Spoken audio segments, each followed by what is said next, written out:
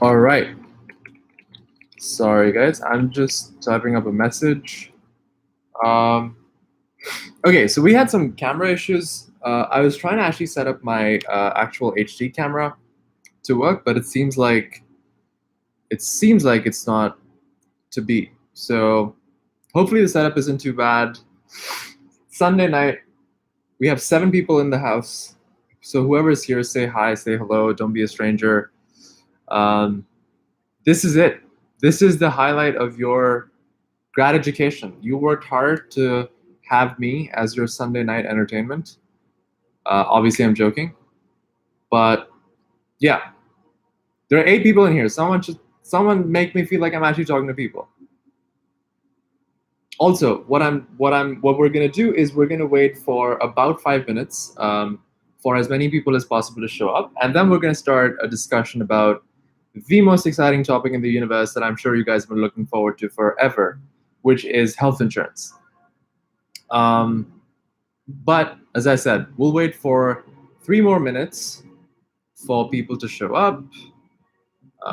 In the meantime, you know, it's not going to kill you if you say hi or make your presence felt or just converse. There might be some people who've seen a bunch of our live sessions. So if you're one of them, welcome back. And yeah. Okay. Hey Parth, what's up? What's up, Viral? Parth is one of our old timers from our Facebook live sessions. How's it going, Parth? Congratulations on Virginia Tech. It's an excellent school. In fact, congratulations to all of you. If you're all from coming from the Virginia Tech groups, which is what I expect that you are, congratulations. Virginia Tech is one of the finest engineering schools in the country, and yeah, I hope you guys are ready to have, well, maybe not fun, but at least I hope you guys are excited for tomorrow. It's your first day of class, and what's more, I hope that you guys start, well, obviously adjust quickly, but then soon start preparing for your internships because your career fair is going to start really quickly. And that is the most important factor for you in getting a full-time job at the end of your 2 years of degree. So just something to keep in mind. It's one of those things that's really easy to forget. A lot of students actually don't even know that there's a career fair, which is going to happen, I believe, around last week of September or something like that. So you roughly have just about a month and a half to prepare. For those of, I'm a CS grad, and for those of you who are computer science students, this is the time to start purchasing Cracking the Code interview and then brushing up your interview questions. And for those of you who aren't CS grads and there isn't more of a straightforward interview prep process, talk to your seniors. Find something, and this is a, it might seem like an exaggeration, but the next 45 to 60 days, if you really, really work hard and focus and prioritize your internship prep, that could make a gigantic difference in how you end up in terms of job prospects. So yeah, that's my spiel about that. I'm actually, while we wait for people, I'm happy to answer some questions about that. Parth says, I'm flattered. Well, I mean, you should be. It's again, Virginia Tech is a fantastic school. Very, very just excellent sort of technical faculty, research overall. Very well regarded in the US. So all of you should be. Hey Rohit, what's up, man? All right, we're gonna wait maybe like 1 or 2 more minutes for people to show up. And we are at 11 people right now. And so hopefully maybe we could get to 15 if I'm not being too ambitious. But yes. Who else is here? Like, are you, whoever is, like, we've got 13 people. Please, please, please introduce yourself, say hi. This is going to be, again, I don't know if you've attended one of these sessions that we've done before. By we, I mean anyone from Gradley, primarily in terms of all the media and sort of front end stuff. That tends to be me or Parth, who should be in the chat. Parth, not Parth Vora, who is probably your illustrious classmate. Parth Vijayavargiya, who's one of our stalwarts. Hey Harsh, what's up, man? And Parth chimes in. So yeah, this is supposed to be, this is not supposed to be sort of a lecture thing. It's supposed to be a conversation. I'm not some kind of I know 40-year-old salesman or whatever. I'm a student just like you guys, so it's supposed to be a conversation between us. And I'm gonna lay out the structure a little bit. We'll just wait for maybe 1 more minute and then we'll get started. Hey Ashwant, what's up? Akash, that's perfectly fine, man. That's not the. You could have worse usernames. My Skype username is this, which was just said. One of my friends said it. I don't know, a few years ago, and it just stuck. It's like it's Wikipedia with Nike sandwiched in between. So yeah. Anyway, all right. I think we're 6 minutes in. I think it's a good time to kind of get started. Talk about stuff. Lay out the structure a little bit. So, what I want to do today, actually, I mean, first of all, why are we here, right? Like, I'm sure some of you guys actually probably received some kind of notification or text or something of that sort. Why are we here? Because essentially, we, as in Gradley, were filing a waiver for one student, and we were going through the form, and essentially, one of our team members who does the waiver filing came across this requirement in the Virginia Tech waiver application form, which I just linked to in the chat. And essentially, that said that one of the requirements for the waiver to be approved, and for those of you who don't know, the waiver is essentially an application that you guys have to file when you are opting out of the university health insurance, when you're not taking the university health insurance. That's a mandatory application that needs to be filed. So, and when you file that application, there are certain criteria, there are certain requirements that the university sets out that at minimum your insurance has to meet, so that your insurance is not just absolutely crazily catastrophic. Now, and this is set by the sort of health insurance committee at Virginia Tech every year, and there's no real science or regularity to it across universities.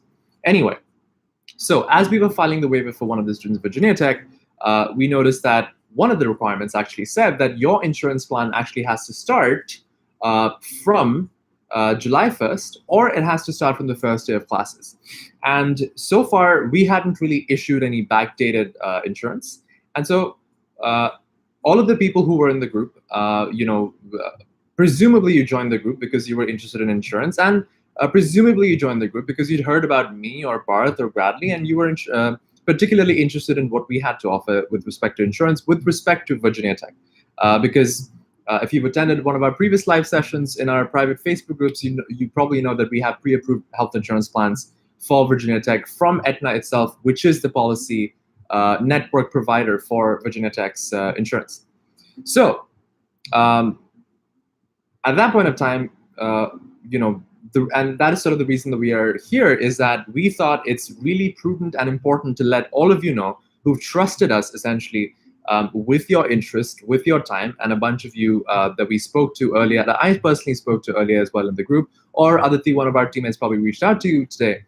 A bunch of you, were concerned about meeting the waiver application. So our approach is better be safe and sort of not be sorry. And so we are trying to fast track the process a little bit. I know there's been some sort of like vitriol and some sort of friction. And, the thing about these things is that they can quickly turn into tribal warfare about like X being this or that. And I really want to avoid all that. I want to de-escalate the situation. I want to focus on just talking about facts, not talking about sort of like what I feel about X or what I feel about a particular plan, what you feel or what someone else feels. We should be analyzing these things in a very analytical, objective, and fact-based way. And in the process, hopefully, you guys get to understand a little bit about the US healthcare system, because that is really, really, really important. You are going to be spending at least 2 to 5 years in this country, and it's quite likely that you'll use the healthcare system at some point. So it's exceptionally important that you take the initiative to understand the healthcare system, and you're informed enough that you can make this decision by yourself. Ask yourself, do you actually feel at the moment that if I gave you multiple plans, you would be able to tell me which plan is the best for you, right? Or are you still in that mindset where you're optimizing for just the premium, whichever is the lowest premium? And so if you're in that mind state, there is something to be reconsidered about that, because I understand where that comes from, in the sense that we've grown up in India never actually having to need insurance. And that's because, healthcare in India is really cheap. But healthcare in the US is absurdly expensive. healthcare in the US is actually the #1 cause of debt and bankruptcy in the US. Think about that. It's not mortgages, which is loans for houses. It's healthcare debt for US citizens, not even immigrants, for US citizens. So healthcare is absurdly expensive in the US. There was this one time when I actually had a hairline fracture in my wrist. That cost me $5,700. Fortunately, I didn't have to pay all of that, but I remember seeing that bill, and before it was processed, my heart stopped for a second. So it's really important to understand that there are really genuinely certain injuries and situations in which the bill could well exceed what you're paying for a degree. Anyway, I'm not going to blabber too much about that. I hope you guys understand that this is an important decision, and that's our goal here. We want to talk about and sort of develop the way to think about these plans and then analyze them. And then we'll keep talking in the group. We'll probably do more of these sessions. In terms of the immediate sort of issue with the waiver requirement, we are going to be checking with Virginia Tech first thing in the morning. We have communicated with the insurance office many, many times. We're going to call them tomorrow and just confirm what the extent of that waiver requirement is. And we're also going to communicate with Aetna to figure out how to potentially backdate plans. It's not something that we've ever done. And so therefore, just to be sure, we ideally, at least for those of you who followed Gradly, who followed us, and that's many of you in the group for a while, we want to make sure that you are informed tonight. And if it comes to that, you can make that decision tomorrow. And that's the goal here today. And hopefully we'll try to do it in a compressed way and try to do it within sort of like an hour of time slot. Anyway, that was a lot of talking. What I want to do is, before I dive into that, now that we have some context about exactly why we're here, I want to ask you guys, before I actually sort of dive into my own set version of what I talk about when I talk about health insurance, because I haven't really gotten a sense of Virginia Tech students. So I want to know, what are you guys thinking? What are the questions that you have? And it genuinely does not have to be about Gradly's plan. This is not about that. I want to know at what level is your understanding. So for the next like 60 seconds, I'm going to pause, and I just want you guys to throw in your questions or tell me, what is it that you want me to cover? Do you want me to go, right from the scratch and discuss what is a deductible? What is a copayment? What is coinsurance? How do these things apply? Talk about examples and situations and cases, and then talk about these things and see how each factor is a way to evaluate insurance. Or do you just want me to talk about comparing plans? Are you guys at the point where you understand all of these things? So anyway, I'm going to pause now for the next 45 to 60 seconds, and I want you guys to type in your questions and tell me where we start and where you guys are. Give me a sense of where you are. All right. Akash asks, how is Gradly's Aetna plan different from the university's Aetna plan? It's an excellent question, Akash. I'm glad you asked, and I will go into that immediately after this. I want, please, if you're here, let's make a good use of all of our times. Vikas says, can you compare the plans? Sure, Vikas. Which plans do you want to compare? We can. I want to reserve plan comparison bits maybe towards a little bit of the end, because I personally feel like it would be nice to go through a little bit of the conceptual stuff, because then the comparisons would actually make sense. But not to say that we wouldn't cover it. There is an ISO comparison document that we quickly kind of composed. It's not, we're going to add more to it, but if you're all comparing between some of the sort of ISO plans and some of the Aetna plans, that's a good general document to read because it'll highlight some fundamental differences. And I'm going to talk about the importance of those fundamental differences, the importance of something like deductible. So this is the link. All right. We've got 14 people in the house, so please tell me exactly where you are. Tell me exactly what you want to figure out and discuss, and we will do that.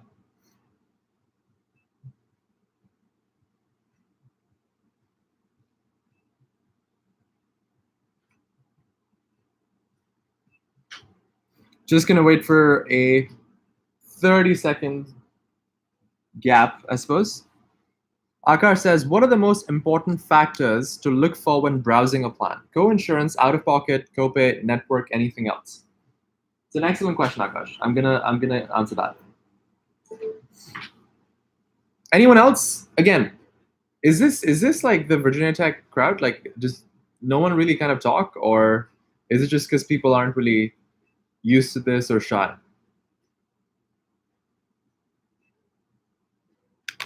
Or it could be that you guys just understand everything about insurance.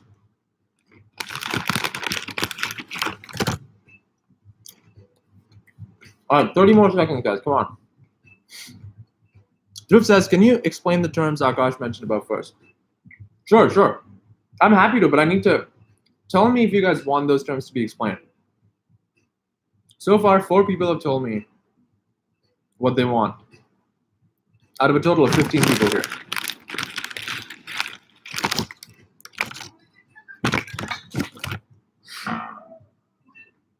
All right. Okay.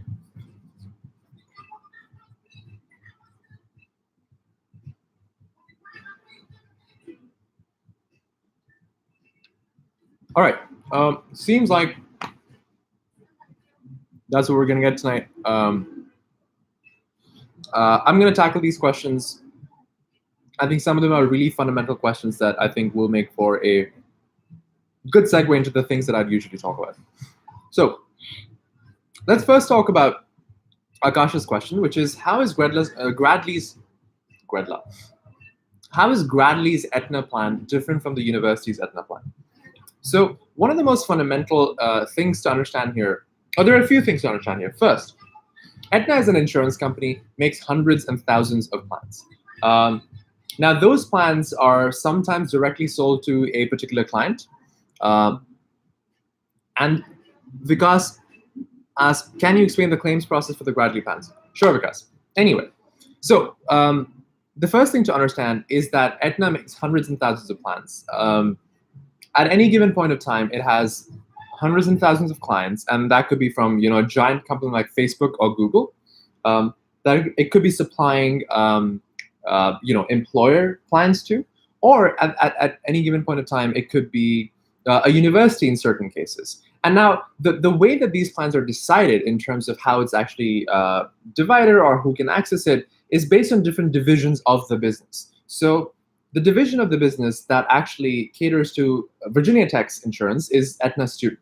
Now, the division of business that we sort of fall into, or the kinds of plans that we have, fall into something called a group plan.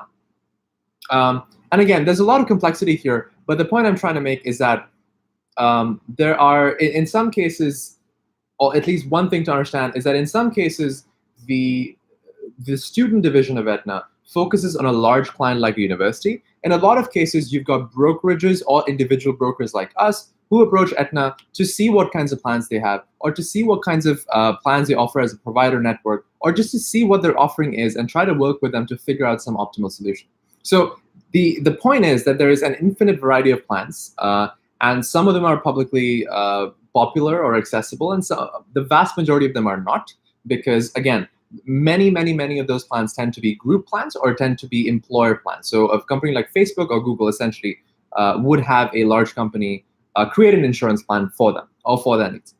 Now, the second important thing to understand here is exactly how does the university choose, or like there's a latent question that I think is actually far more interesting that Akash has asked, which is how is it that we have an Aetna plan that's much cheaper than the Virginia Tech's plan, right? Like usually if something is too good to be true, it tends to be, right? So is there a catch here? And the answer is no, there isn't a catch here. But if you actually understand exactly why these plans are cheaper and how these plans are made cheaper, you'll understand exactly what's going on under the hood. So to understand that, let's talk about how your university, how Virginia Tech chooses insurance.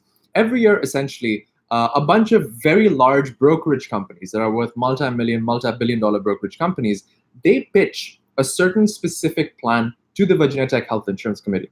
Now, that committee's job is to choose a generally good, widely applicable health insurance plan that can serve anyone. It can serve someone who's an undergrad, or who is a visiting exchange student, or who is a master's student, PhD student, postdoc, faculty member, right? So when the university is making a plan decision, what they're really doing is they're trying to choose a plan that applies kind of and covers everyone in the university's needs, right? That's kind of their job. And by the way, they don't make any money off of this. They simply make a decision and say, this plan looks good, let's take this. And the brokerage or whatever, or the sort of a larger broker version of us, essentially a company that's specifically focused onto a university, they then sort of administer the plan and so on and so forth. So once that transaction happens, the University Health Insurance Committee says, all right, our job's done, let's pack up, right? But now in doing their job, in some ways they have done their job, but there is a side effect to their choice. And the side effect is this: an 18-year-old undergrad and pays the same amount of premium for that university insurance, which is roughly $3,000 in your case, that a 60-year-old professor would pay, or a 40-year-old postdoc would pay, or someone much, much, much older or much sicker within that university population would pay, right? And if you logically think about it, the amount of health insurance coverage or the amount of health insurance that 18-year-old is actually going to be using compared to someone who's much older is going to be vastly different, right? So there is a price imbalance there. Now, the insurance industry has a solution to this problem. It just so happens that the university isn't either interested or just does not actually apply it because it's complex to actually apply it to a university population. The solution is called age rating a plan. So what basically it boils down to is these plans aren't actually cheaper than your university insurance plan, at least not generally so. So as an example, our Aetna Immune plan, which is one of our best plans, probably like the best or the second best, I'd put it right there. That, if I remember correctly, is $1,075, right? But that price is only for people who are aged 24 and under. So if you're 24 and under, the insurance company essentially sits down and says, okay, let's predict the usage that someone in that age group will essentially be having, and then price it according to that and break down the plans into different price groups based on age. That's called age rating. And so if you're 24 and under, you pay $1,075 for our best plan. If you're 25 to 29, you pay something like $1,575 for our best plan.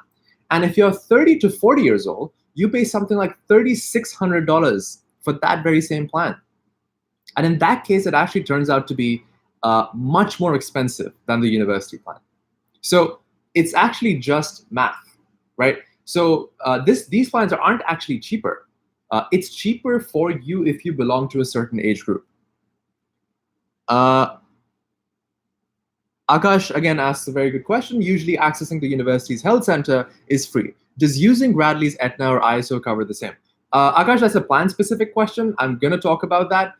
Yes, we have plans that it costs you $0 to access the student health center. ISO Secure, and this is just the starting of the unraveling, I believe, of a plan that's kind of substandard. It costs you on ISO's plan, and I'm gonna just post the link again. It's annotated. We've highlighted it and posted a comment. If you go to the PDF link that I just put, you can actually see this for yourself. ISO's plan has a $45 per occurrence deductible for your student health center. Now let me break down what that means. And now we're kind of getting in the territory of answering what Akash asked, which is a very sort of fundamental set of terms that we should be discussing that you guys should know, not because you're purchasing insurance today, or not just because you're purchasing insurance today, because tomorrow if you go to a doctor, tomorrow if you're making an appointment, these are terms that you might actually have to communicate with a nurse about or a doctor about. Yeah, Harsh says health orientation specifically mentioned that it's free to use a health center without copay. It doesn't matter about insurance. Yes, Harsh, I'm going to get to that. But let me finish my bits first. So one of the issues with the ISO plan is that, yes, Harsh, I'm coming to your bit. I'm coming to your bit. So we'll go step by step. So let's talk about, we're starting off with how much does it cost to go to the health center on the ISO plan, and how much does it cost to say go to the health center on the Aetna Immune plan or the Aetna Diamond plan. Let's take for the sake of discussion, let's take the Aetna Immune plan because that's sort of like the plan that I remember very clearly the most. So there is a term, as I said, called deductible.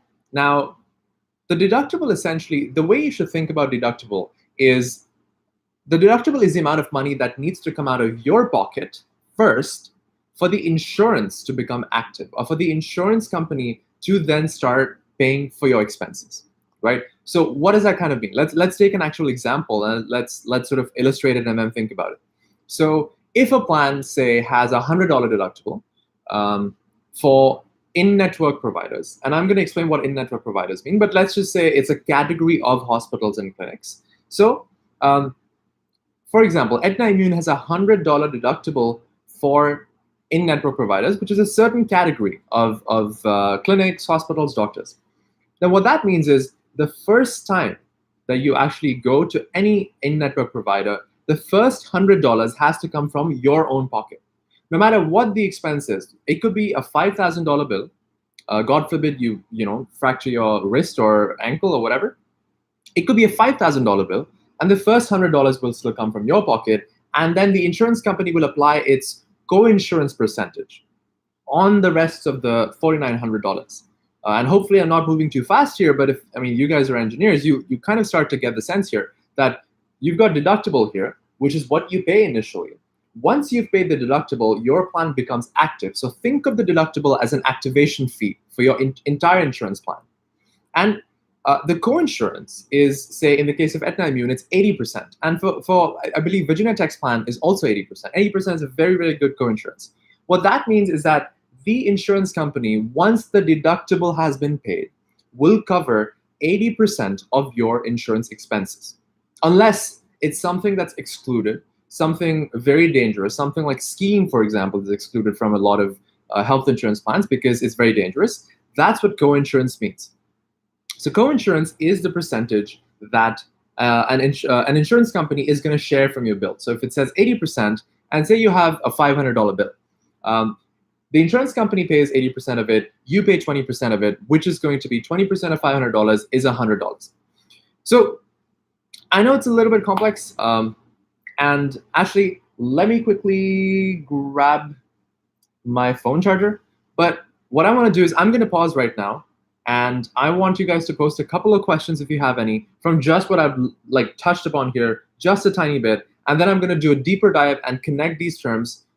We start with deductible, co-insurance, go back into those again, and then come back and talk about copay, exclusions, and that sort of is like the 4 or 5 terms that we really need to understand.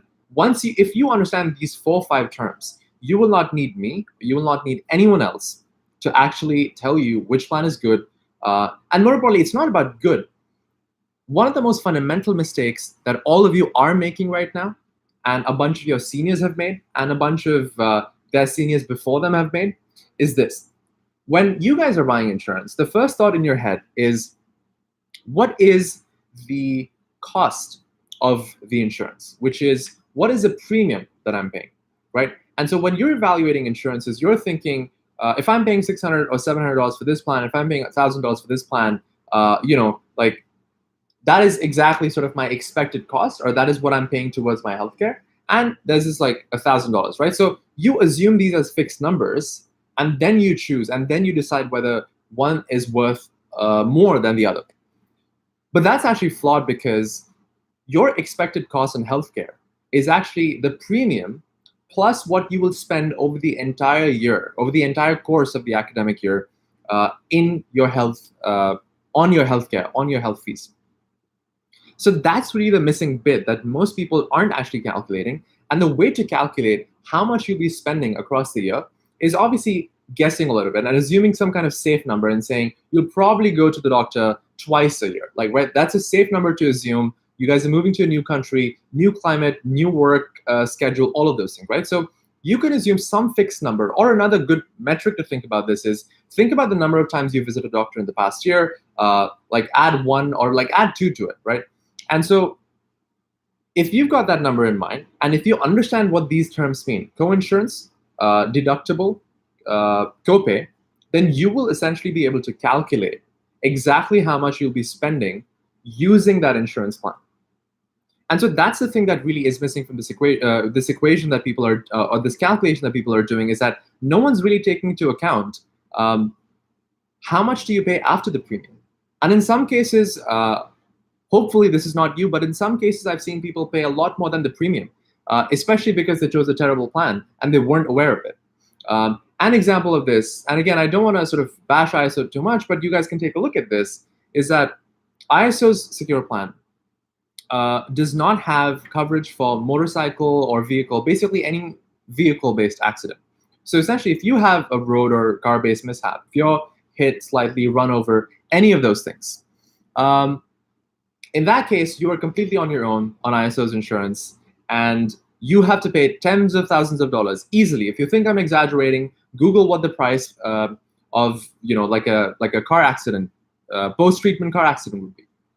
You will have to pay tens of thousands of dollars completely from your own pocket if on the odd chance that you actually have an accident, right? So that's one of those examples of how terrible that plan is, essentially, right? Or one aspect of the plan is certainly such a big risk and such a big omission that you do have to stop and think, what am I paying for, right? Am I paying for just the $700 or whatever the price is that I'm paying for here? Or is it $700 plus all of the risk that I'm taking and all of the exemptions that this plan's basically, exclusions that the plan's basically has?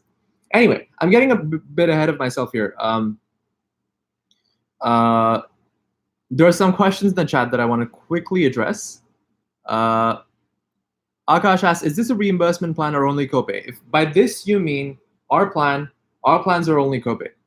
No reimbursement. ISO's plans are reimbursement only plans. And you can check, again, I've linked the document. Please go and check it out. I'm not spewing BS. Akash also asked, do you provide medication card that helps with cheaper prices at the pharmacy? That is correct, Akash. We will provide you that after you've paid the full premium. This might also be a good time to sort of talk about our process a little bit. Actually, you know what? I don't want to talk about like us or Gradly or like our process right now. I just want to make sure you guys fundamentally understand how to evaluate plans, because if you guys understand that, we won't have to tell you anything. You'll be able to understand the difference between plans. Part says, can you please use Aetna Gold for comparison and not Aetna Immune?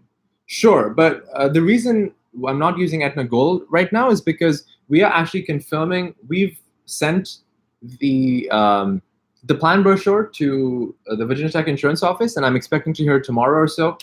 There's a slight doubt we had about one of the policy details, and we just want to make sure that that does not violate the waiver requirements. Because again, we like to double, triple, like fruple check before we tell you that, okay, this plan is 100% going to be accepted. The issue with Gold Plan is that if you look at their pre-existing condition limitation, which is essentially, pre-existing condition essentially means is that when you sign up for the plan, right, if you do not have, or sorry, if you have an existing condition, say for example, you have asthma, or I don't know, you have diabetes. I mean, probably you guys don't, but let's assume that as an example, it's a common example. Then essentially what that means is the pre-existing, that counts as a pre-existing condition.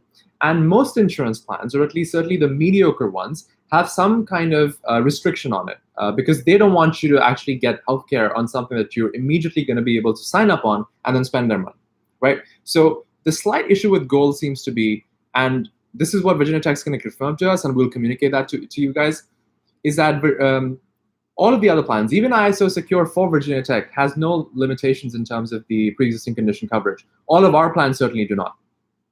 But the Gold Plan, which is also our plan, our Gold Plan, which is also PSI's Gold Plan, it's the same plan, by the way. PSI is a broker. We are a broker. It's just branding. I could call it like Rainbow Plan, and it would be the same thing. So these are the exact same plans. And in fact, we actually charge about $50 less than PSI charges. So if you were going to buy that plan, or if that plan is actually approved, I'm not going to say anything about that until Virginia Tech tells us that explicitly. If that plan is actually approved and that's the plan you're set on, you should probably buy it from us because you just save $50. Anyway, the point I was trying to make is, if you look at the brochure of the Gold Plan, what actually is the issue is that there is a pre-existing limit, which basically is that you cannot spend more than $2,500 in the first 6 months of your on a pre-existing condition. So for example, if you have asthma, right, and if you need to buy new inhalers, you run out of medication, you have an asthma attack, right, and say if that costs $3,000 or $4,000, then the insurance company is only going to cover $2,500, and then beyond that, for the first 6 months, you have no coverage related to asthma, which is qualified as a pre-existing condition in your case. Anyway, it's kind of gotten a little disorganized than I would have liked, kind of answering a bunch of things. I want to stick close to the fundamentals. I want you guys to really get a solid understanding of the 4 terms, because again, once you understand those 4 terms, you're going to be as smart or like as knowledgeable as us in being able to evaluate these plans, and you won't need anyone else to tell you why exactly, what plan's better, this or that.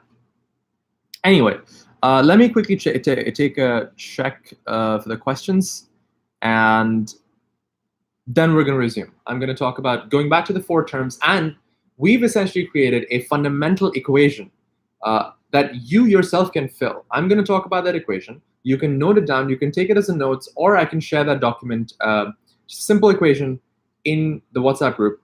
And following that equation, you'll be able to actually calculate what you'd be paying for any insurance plan. And that is what you should be actually using to choose a plan. If you're a US citizen, when you buy a plan, you buy usually a plan from the government. There's a state marketplace, there's a government marketplace where you buy health insurance as a US citizen. And you're free to, by the way, check this out, and you'll see this, that each of those plans on the government insurance marketplace is not ranked in order of the premium cost, it's ranked in terms of expected cost. So that's what we've made. We've made a simpler equation for international students to calculate what the expected cost would be, because it's not going to be what the premium that you're paying right now is. So you have to calculate, you have to estimate, and then that's what you should be taking. So yeah, that's going to be the order of business. I'm going to go into the 4 terms. We're going to talk about the equation, and we're going to do some examples, and we're going to do some real life examples and actually go through them. And then that conversation will be very, very, very good to go into comparing insurance plans, because we'd have understood exactly how we should be calculating those numbers, and that'll be the perfect time to start comparing insurance plans. Anyway, I'm going to pause and see some questions. So, okay, someone's saying, can you please use Aetna Gold for comparison, not an immune? I already explained that. We are not fully sure about the acceptance of Aetna Gold. If you have a senior or anyone like who's not actually senior, because the waiver requirements can change every year, and they many times do. So someone who's gotten it accepted this year, you can tell them to talk to us. That'll, we can ask them some important questions. Otherwise, tomorrow we're going to hear from Virginia Tech anyway. Harsh said, health orientation specifically mentioned that it's free to use the health center without copay. Doesn't matter about insurance. Am I right? Yes. So in case of Virginia Tech, because you guys pay a health fee, the copay, which is the amount of fee. So I talked about deductible, and there's copay, and so actually, you know what? I'm gonna pause and then go into that. Like I just wanna make sure. Like again, if I start on talking about copay again, and if I start talking about deductible again, which I will need to actually fully answer Harsh's question and give you context, then that's just going to be another 10 minutes of rant. And so just want to finish the couple of questions that I see. Akash asks, can we buy this plan every semester for the same deal? Akash, the thing is that I don't think you can actually buy these plans semester by semester. I don't remember, I could be wrong. I'm not the person on our team that does waivers. But if I remember correctly, Virginia Tech requires at least the coverage that it requires has to be from August 20th to July 31st next year. So until and unless you've purchased a plan for that period, I believe your plan stands at the risk of being rejected, because Virginia Tech from its side needs to ensure that you not only have the adequate coverage, like the quality of your insurance plan obviously needs to be a certain level, but it needs to extend over a certain satisfactory period of time.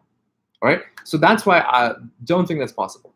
But yeah, the price is pretty much going to be constant. We're only going to be adding more plans. We had about 3 or 4 plans 2 weeks ago, and now we've got a catalog of 8 to 10 plans, and that's what we're kind of doing as we're rapidly sort of embedding ourselves and talking to you guys. And we're current and former students, and we're starting to figure out exactly what the kinks are with a lot of plans and where the gaps are, where we can actually create a plan. And that's one of the benefits of actually being a licensed broker working with Aetna, is that we can actually create a plan that doesn't exist if we see enough demand for it. Anyway, so Vikas chimes in and says, we need it for a year at Virginia Tech. Yes, that's correct. So that kind of answers Akash's question. So here's what I'm going to do quickly. I've talked about a lot of things. First of all, please don't go anywhere. Don't go anywhere. Don't go anywhere, okay? I'm just going to exit the frame for like 15 seconds so that I can set my phone and get some music back up because it's really late and it'll be a little bit more entertaining. Use that 30 seconds to, again, think about what I've said, ask me a question, put it down, because after this, we're going to do sort of like the last section of all the concepts, and then we're going to jump into plan comparisons. So in terms of all the stuff that I've said, let me know if it's clear. Let me know if it's not clear, especially. But if it's clear, it would be great if you actually say and participate and says, yes, so far it's clear, or I have this question. So please, please, please, please do that, because it just helps me, helps everyone kind of stay on the same page.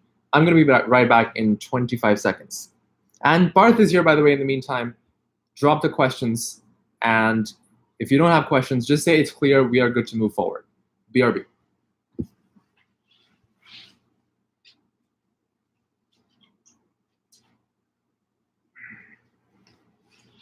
All right.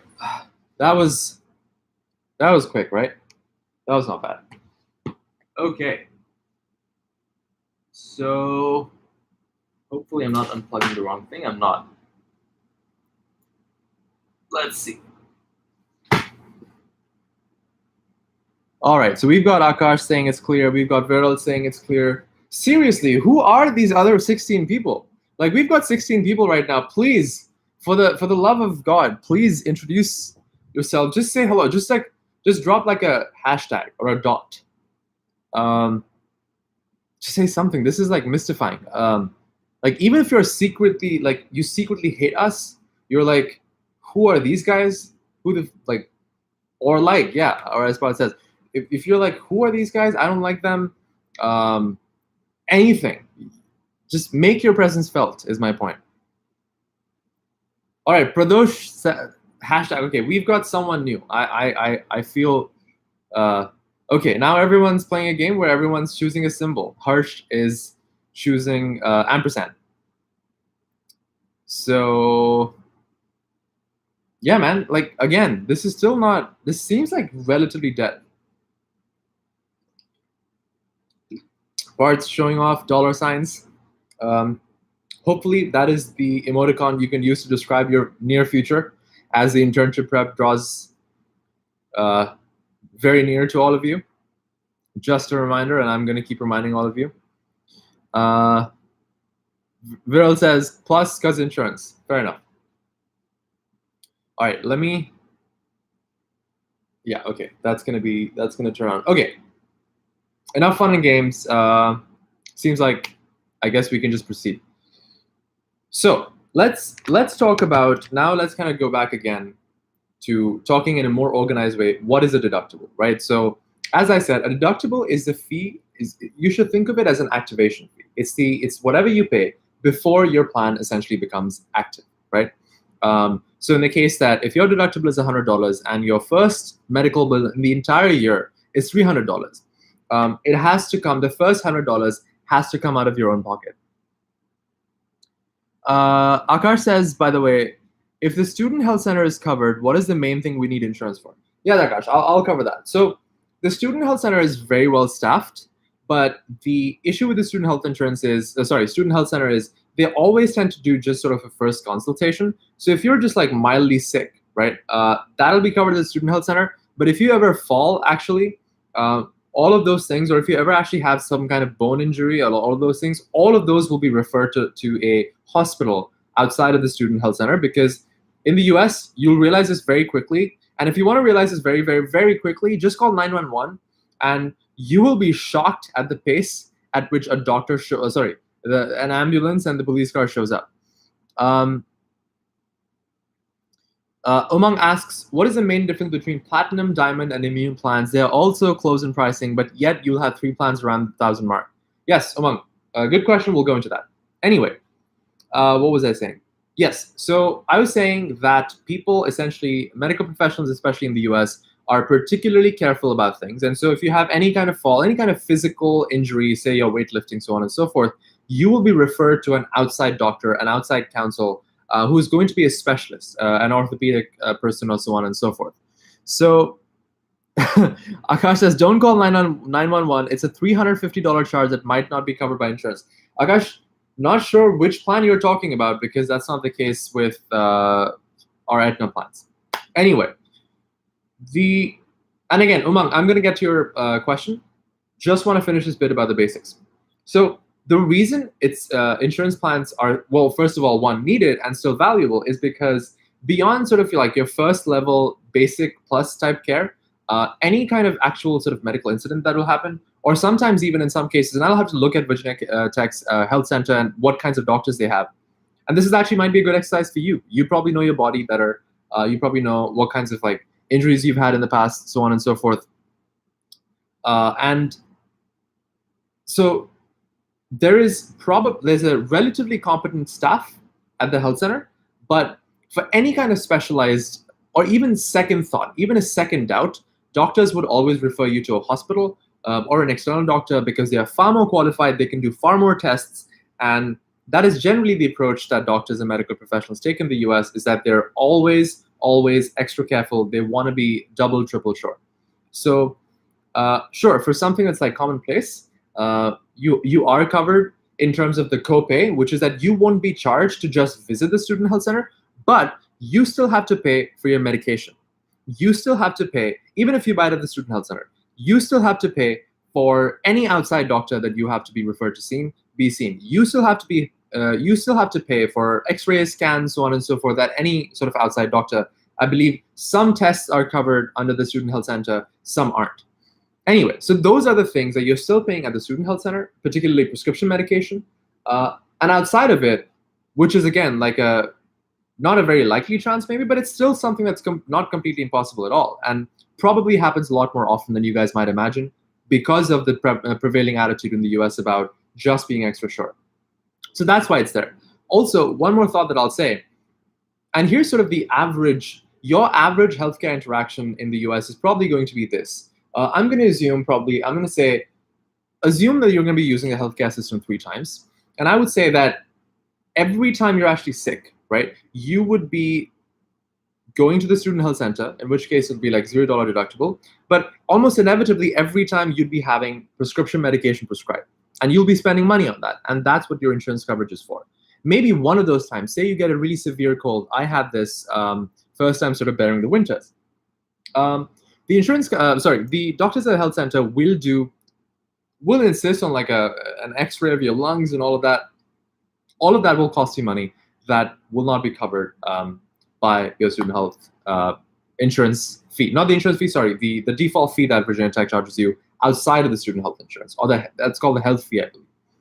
Anyway, coming back, I'm going to now just for 5 minutes talk about these concepts because we need to get through those and then we're going to move on. So here's a rub about deductibles. So the deductible is, as I said, an activation fee, right? Now, hopefully you guys understand that concept. Now, here is the way you can be tricked by the deductible. There are 2 kinds of deductibles, and often an insurance plan will essentially mention a deductible, and then they will kind of like do the asterisk thing or the sort of like the terms and conditions apply thing, and they won't tell you the kind of deductible it is, or it certainly wouldn't be in plain sight, right? And there are 2 kinds of deductible. The kind of deductible that I talked about, which is the first $100 or whatever that number is in the entire year. The first $100 for the entire year comes from your pocket. That is called an annual deductible. Okay, so that's one type of deductible. That's the good type of deductible. The bad type of deductible is something called a per illness or per occurrence or per injury deductible. Now, what happens in that case is that there isn't this thing where just the first $100 of your medical expense comes from your pocket, and then for the entire year, the insurance plan is going to be active and going to take care of you. With plans with a per illness or per occurrence deductible, every time you have to go to a medical service facility, every time that deductible applies. So that means every time you're going to be paying whatever that amount is from your own pocket, even if you're going to the student health center and you take medication, that deductible applies. So as an example, and this is a very, very important comparison point between a bunch of the Aetna plans we have and the ISO Secure plan. The ISO Secure plan has a per illness or per occurrence deductible. It has a per occurrence deductible of $45 at the student health center, which doesn't count for the visit, but it does count, first of all, for any medication you're getting. So basically, you can assume that there's a default $45 fee that's going to be associated with your visit anyway, because just healthcare in the US is like expensive, and there's no way you're not incurring like $45 worth of fee when you're going just getting medication for anything, right? So that's going to be every time you go to the student health center, there's a $45 deductible. Why? Because for ISO, it's per illness or per occurrence. And you guys can see it in the brochure. They have it marked as 1, and then it's kind of like the asterisk situation. And then at the bottom of the table, and we've highlighted this in the actually annotated version of the PDF, which again, I'm going to link here, that is per illness. So what that means is for the student health center, $45, but for outside counsel, if on any occasion the doctor says, okay, he slipped in the snow, let's actually refer him to the orthopedic person in like the nearby hospital, right? In that case, the in-network deductible that ISO has is $90. Now, what that means again is that when you just step out, you first, in that case, for example, you pay your $45 there at the student health center, and then again, you're paying $90 out of your own full pocket. And then the insurance plan becomes active. It's not that it takes care of everything after that. It becomes active. It starts, right? So already, if you think about 3 visits in a year, right? And let's assume that, and just talking about visit, let's assume 2 of them are to the student health center and 1 of them is some outside counsel, right? Already there, when we're just talking about one thing, what you're seeing is the cost you'll be paying for something like ISO would be ISO's premium plus 45 plus 45 plus $90. What is that? That's $180 extra already. And we haven't even talked about prescription medication coverage. Prescription medication is, if you need medication in the US, it has to be written in a prescription by a doctor, right? We haven't even gone there yet, right? So you will see these in the notes, and you will start to see these sort of differences. I'll try to, again, quickly go through these today. But this is going to be an evolving conversation. And the larger thing I hope to inculcate today is understanding that what you're paying now is not what you'll be actually paying. That's not the final price. You have to take into account the whole year.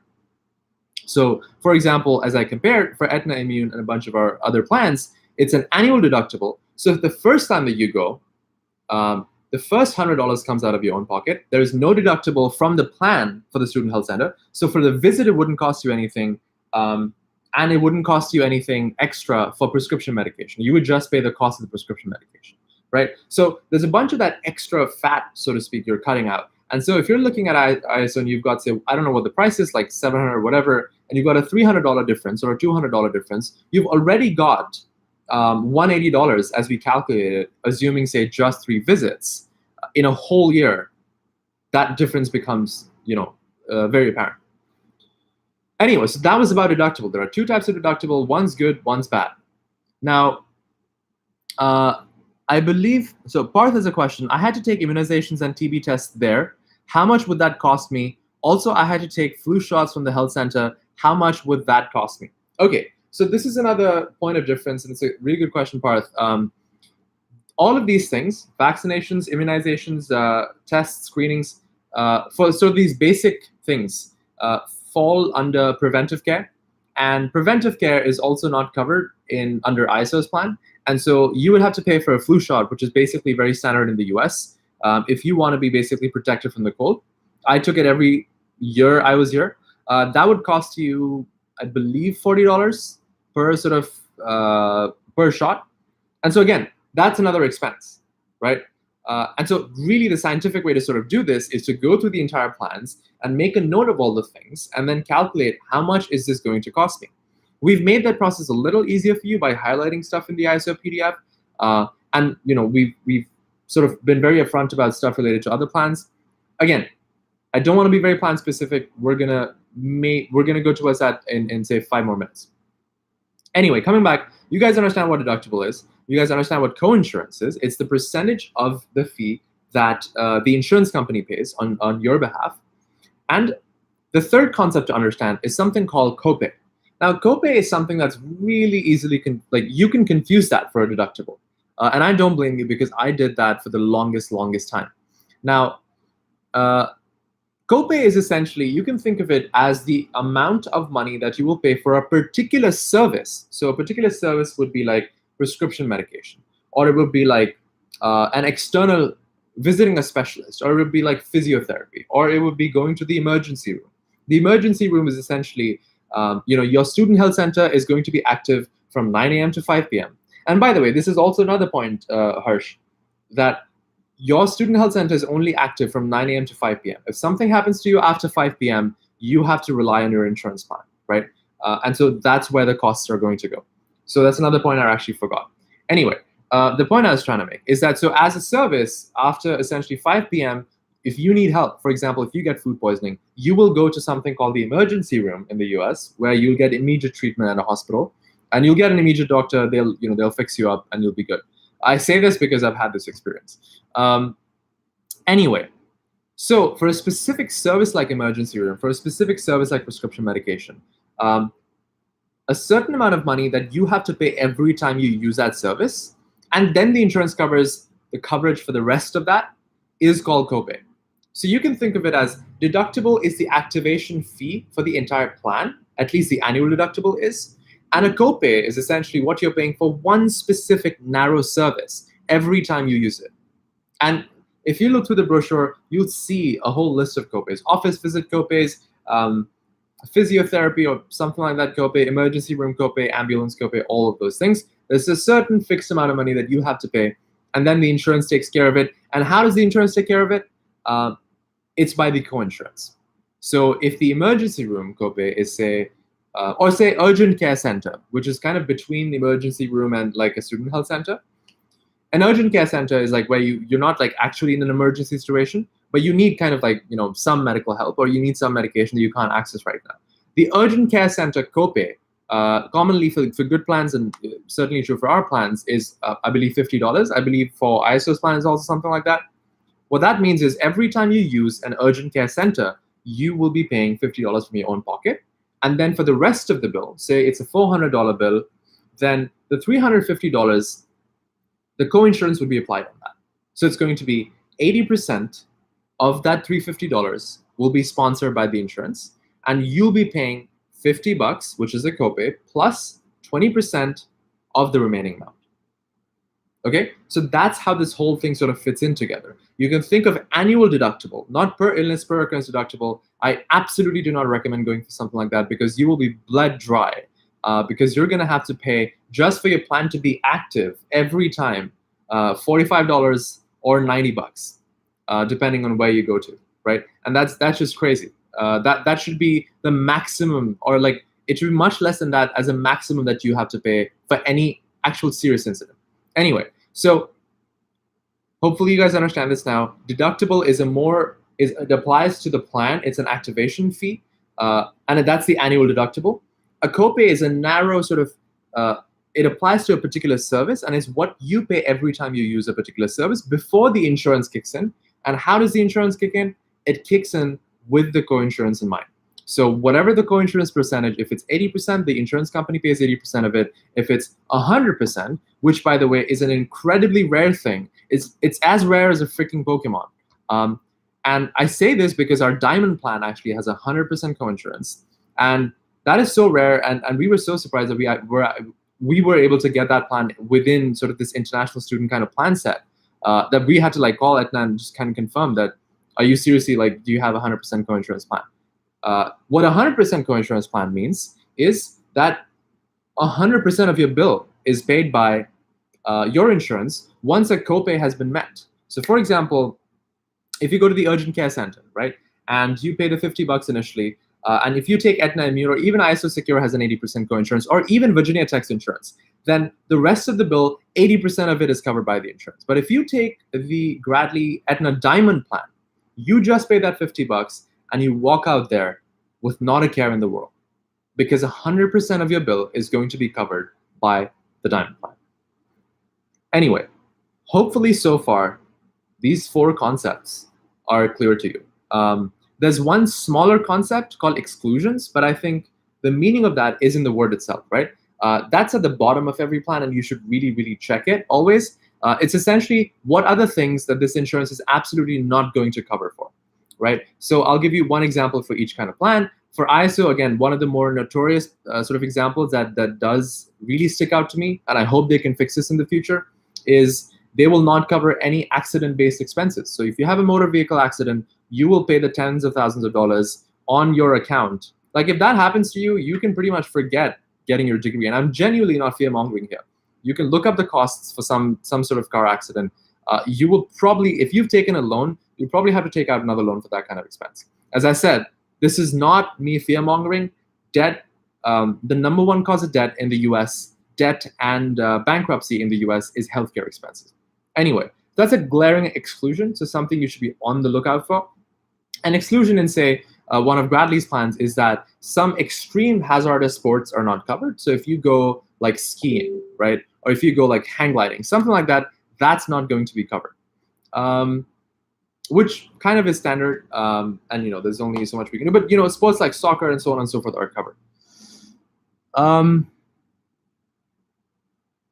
Okay, Dhruv asks, what is meant by out-of-pocket maximum? Out-of-pocket maximum, Dhruv, is kind of like the maximum amount of money that you will have to spend before the insurance covers 100% of your expenses. So if you look at the Immune plan, for example, the out-of-pocket maximum is $6,350. What that means is that there is no way on earth that you're ever going to be paying, no matter what happens, more than $6,350 in that plan year. When that insurance is active, as soon as it reaches your total expenses reach beyond $6,350, which again is only probably going to happen if you get into some kind of accident, some very serious injury or illness, that is like probably going to be damaging to the point where you'll have to drop out or like pause school. So hopefully that doesn't happen to you. But essentially, once you reach that threshold, the insurance plan kicks in and says, we're going to cover 100%. So essentially the co-insurance becomes 100%. Now, the reason it's unlimited for the Diamond plan, and generally, it's actually bad if a plan has unlimited out-of-pocket maximum, because it basically says there's no sort of safety net, right? You can keep paying, and the insurance plan is just going to like sit back and relax, and there's no safety net for you to say, this is my worst case expense estimate. No matter what happens to me, I'm never, ever, ever going to have to pay more than this. So this is the bad thing in most plans.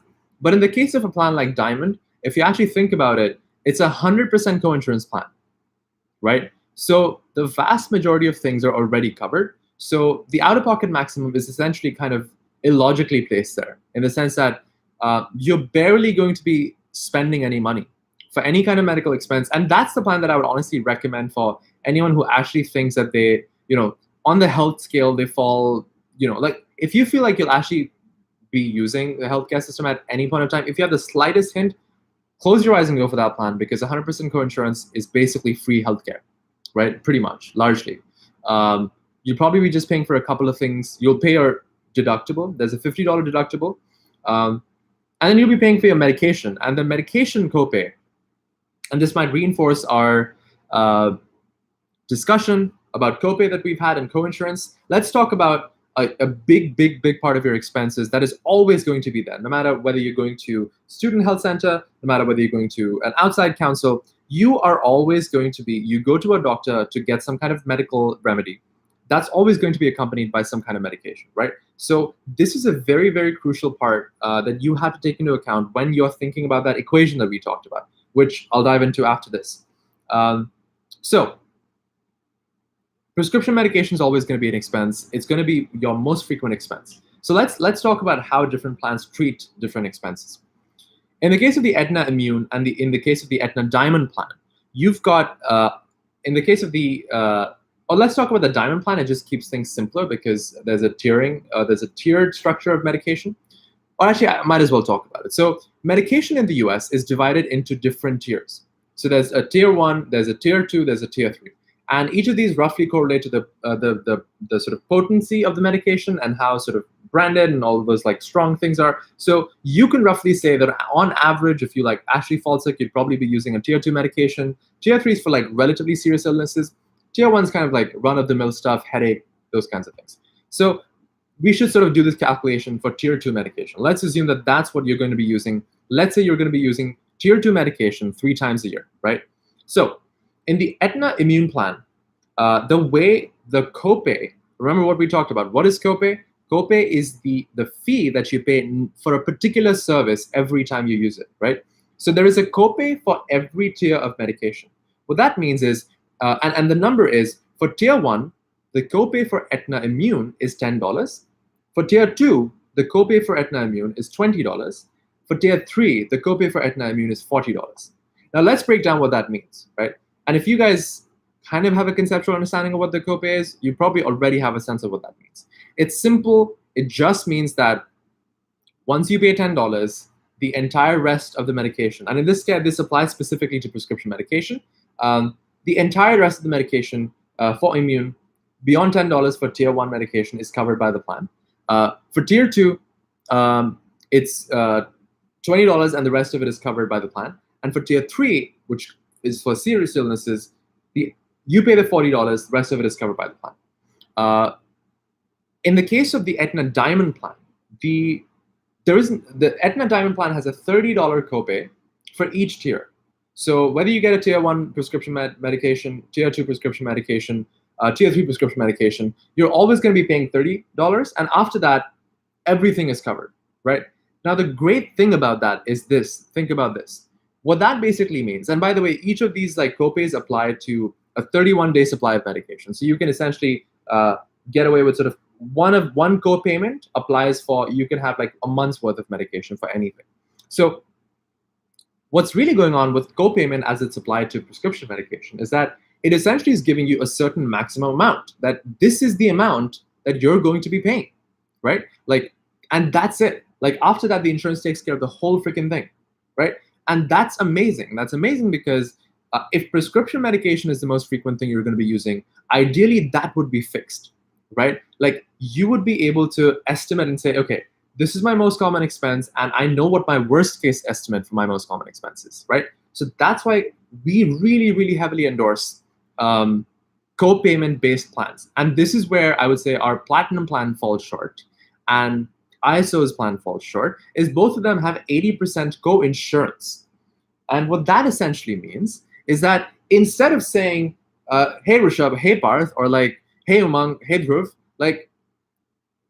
instead of saying, you go to the health center, you take whatever medication, and you just pay this fixed amount, what their plans say is, hey, why don't you go there, get the bill, come back to me, and I'll pay 80% of it, and you pay 20%, right? And that might not seem like a big difference. And now we're again going back to the ultimate sort of equation, if thinking in terms of thinking about insurance plans, is that it might seem that, say, I'm not going to bash ISO. I think we've done that enough, but I will later as well, but because it kind of deserves it. But let's bash Platinum a little bit, right? So versus between Platinum and, say, Diamond, right? If you're on Diamond, you could literally you could have a very serious condition, and you could buy tier 3 medication for a month's worth of supply for just $30. Literally any medication, right? And that's amazing. And say that some kind of, I don't know, some very serious antibiotic, some very serious antiviral, some kind of infection, because that's the kind of thing that, we tend to sort of fall sick to, moving from India. So say that the cost of that medication is $400. And that is not an exaggeration. Please look up the cost of tier 3 medication. It's really expensive. I'm probably quoting a lower number, right? So $400, you are just paying $30 on Diamond. Why? Because it's a copay on medication, right? It's a fixed amount. But our Aetna Platinum plan, and I'm sorry, but this is where it falls kind of short, I think, is it'll pay 80% of it, and you pay 20%. So 20% of $400 is $80. And so this is, again, is the difference apparent to you? With the Diamond plan, you paid $30. With the Platinum plan, you paid $80. Already $50 get difference, right? Same thing with ISO. ISO has an 80% co-insurance for prescription medication. And, added with other stuff like deductibles, so on and so forth, it's just there are a billion ways in which it's falls. Anyway, hopefully you guys are kind of getting a sense of how sort of certainly Aetna, Immune, and Diamond are way, way better than anything out there, especially at those price ranges. I'm actually on Aetna Immune. After seeing Aetna Diamond, I'm going to be switching to Aetna Diamond. Aetna Diamond does not have one thing which Aetna Immune has, which is that it does not have preventive care coverage. So essentially, it does not pay for a certain number of vaccinations. And you can check the list. I can share the list with you. And if you're the kind of person who goes in for a routine checkup without being sick, you're the kind of proactive person, it does not cover that.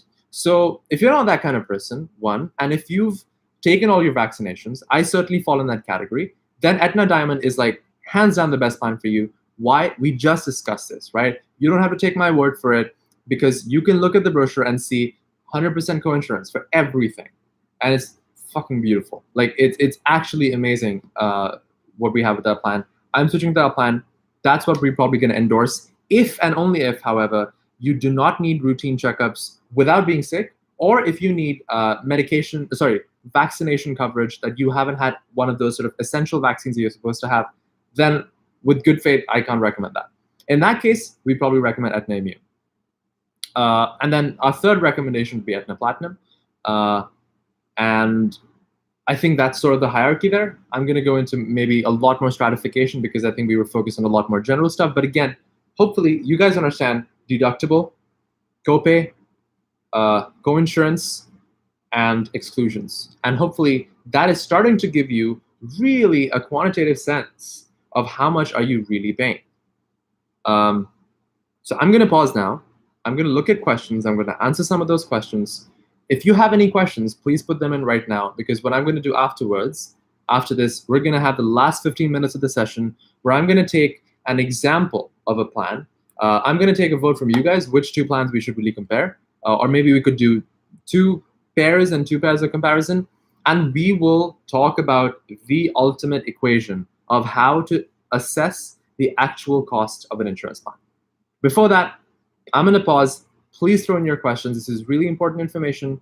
Hopefully, you're realizing that, like all of these things, this is not just about buying insurance right now. It's about these are the things, these are the bills you'll be filing, by the way. Like if you actually have to pay a bill, these are the things that you will have to pay and you'll have to understand. So if you're going to be living in this country, this is very useful information. Okay, let me come back to the questions. Umang says, since the University Health Center does not send the bill directly to the insurance company, does Aetna refund you for expenditure? Umang, that's correct. I'm going to check about Virginia Tech because, again, that's one of the benefits of going with Aetna plans, is that Virginia Tech already by default has an Aetna network. And so the university insurance plan and I believe our plan have the same network. So that shouldn't be happening. But if it does, you will have an Aetna helpline number. You will have another plan administrator company, which is sort of like does all of these claims processing and stuff for Aetna and manages a bunch of stuff and does 24/7 customer support helpline number. All of that will be given to you. We'll also be there. You can reach out to us as well. We're going to be making a Facebook group. Once everyone's done purchasing insurance, we're going to be making a Facebook group for you guys where just all of you who've purchased insurance are going to be there, and we're going to be sharing student offers with you guys throughout the year. We have some very exciting student offers coming up with T-Mobile, where we're going to pay the first month of your phone bill and so on and so forth. Anyway, not to become sort of like too commercial or whatever, but point being, you will have multiple ways. You will even have a digital claims filing option, Umang, so you're covered. Dhruv asked, what is meant by out-of-pocket maximum? Why is it written as unlimited in the Diamond plan? So Dhruv, I went through this, right? Like what it means and why it's unlimited in the Diamond plan, because the Diamond plan covers 100%, and so it kind of doesn't really make sense to have an out-of-pocket maximum. Abhimanyu asks, is the Aetna plan that you're offering reimbursement-based or cashless? No, Abhimanyu, for all in-network providers, which is going to be the vast majority of hospitals and doctors you visit, especially because Virginia Tech, I mean, this is not the reason, but this is a way for you to verify and ascertain this, right? That if Virginia Tech has chosen Aetna's network as the network around it, you can logically say, okay, that's probably the dominant network. Not to say, again, like Aetna and United Healthcare's network really are exceptional. And they're probably like just, like I will pay you money if you can find me a doctor or a hospital that probably doesn't actually take those insurance plans, because combined, Aetna and United Healthcare insure about 66 million Americans. That's 1/5 of the country's population. So if you as a doctor or hospital or whatever do not want to make money, all the best. Don't accept these plans. But we'll share links in the group and stuff. You guys can see. I still have to, I've yet to find an actual medical establishment that does not accept either Aetna or United Healthcare. In your case, Aetna is applicable. So it's not going to be reimbursement based, basically, long story short, because it's all going to be in network. And so the way it'll sort of happen is that you will be asked your ID number, and you receive your ID. And this might be a good time to quickly tell you guys about our process. Is that with us, you just pay a $25 fee on the, you can click on the button to buy it now, and you just pay a $25 fee. And what we do is we just use that money sort of as a registration fee to sort of hold your interest. We generate the insurance ID for you, and we compile everything, and we pretty much submit the waiver application for you. And until and unless your university has sent out an email to you saying this insurance plan is approved, you do not have to pay the insurance premium. It sounds somewhat too good to be true, and it might be, but like, remember, we are students. We have been in your shoes. We have parents who have been in your shoes, and we just really decided to work to actually have it, so that we know that one of the biggest hurdles that stops you from actually sort of going for a plan that seems good is like, wait, do I want to commit $1,000 worth of my money? And so that barrier is removed now, right? Like, you do not have to commit $1,000 of your money. You commit $25. That's refundable for good reason, and especially if your waiver gets rejected, we refund that immediately. So that's the process. The reason it's relevant, or I forget why it's actually relevant, but I guess we were talking about in-network, right? So you kind of get my point. Going to be very hard to find an in-network facility, out-of-network facility. So it's basically going to be cashless for you. And yes, this is where I was talking about, right? So you will get an insurance ID card once you've paid the full premium. The full premium, then we are authorized to actually give you the ID card. And that you have to keep it confidential. You cannot share it with anyone, because it's going to have information, including your insurance ID number, that will be used to use your insurance. And so when you make an appointment, the nurse or the person at the desk, they're simply going to ask you, what is your insurance ID number? You tell them that, and they enter that into the system, and immediately they'll get whatever the deduction is onto the bill, and you'll be asked to pay that much. So if you're taking, say, Aetna Immune, which has 80% coinsurance, that would be deducted. 80% of the bill would be deducted. Whatever the copay is, that will be applied, and that will be the bill given to you. If you have Diamond, 100% of the coinsurance will be deducted. That will be applied. That bill will be given to you. Again, I feel bad a little bit, but ISO's network is First Health / Multiplan, which is absolutely not as big as Aetna's or United Healthcare's network. So that's if you guys are thinking of going for ISO, I sincerely request you to make a list of all of the nearby doctors and hospitals that actually fall in this network, because ISO's in-network coinsurance is 80%, but I believe its out-of-network coinsurance is something like 70 or 60%, if I'm not wrong. 70%, right? And so at 70%, like, if you're paying a third of your medical bill in the US, you're really starting to like accrue some serious bills. Anyway, all right. I believe I've answered all those. Oh, actually, Akash has a question. He says, is there a table that compares these 4 Bradley Aetna plans, easier to understand? There is, and I will share it with you, and I will share it in the group. You can reach out to me. You can reach out to Parth. You can reach out to Aditi, who probably has spoken to all of you. And reach out to all of you if you are on the group. So I don't know, Parth, can you leave some like contact information maybe in the chat about the group and sort of WhatsApp group and all of that stuff? That'd be great. Or someone else. AJ LFC asks, if you're a Liverpool fan, by the way, I'm compelled to not answer this question, but I will answer this question. Can we choose the plan once you confirm whether the Aetna Gold plan comes under the waiver scheme? Yes.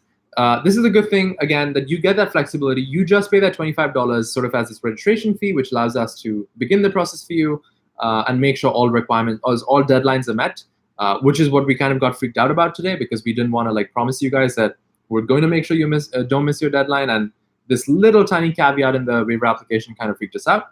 Hence, we're here. But hopefully you guys found it valuable and enjoyable. Anyway, AJ LFC, as you asked, yes, you can do that. We will probably get you a final confirmation by Monday or Tuesday max. Like that's when we're expecting it. And so if you want to go with the gold plan, you can go with the gold plan. And I'm happy to have a session then specifically discussing the gold plan, just like other plans. Or it's like probably more similar to the platinum plan. It's got its merits and it's got its demerits. Again, one of the things I don't like about it is that, again, the prescription medication coverage is percentage based. And I, as a rule, try to not recommend that kind of plan, because if you really eventually sort of do the math, that's going to be your most frequent expense, and it kind of evens out.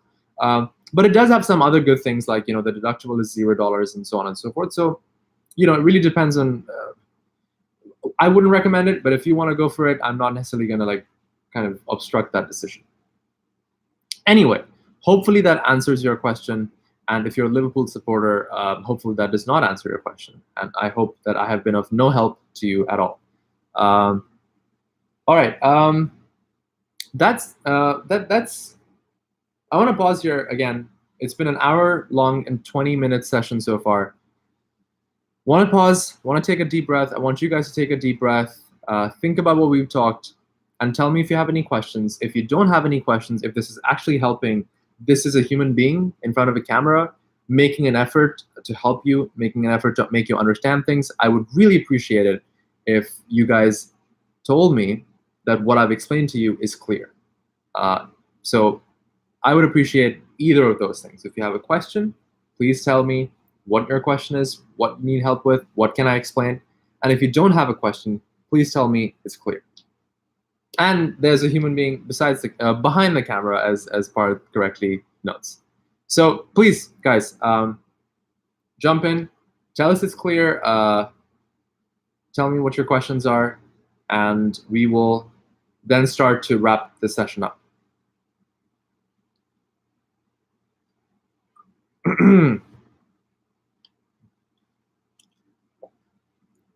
AJLC says, true Liverpool supporter here.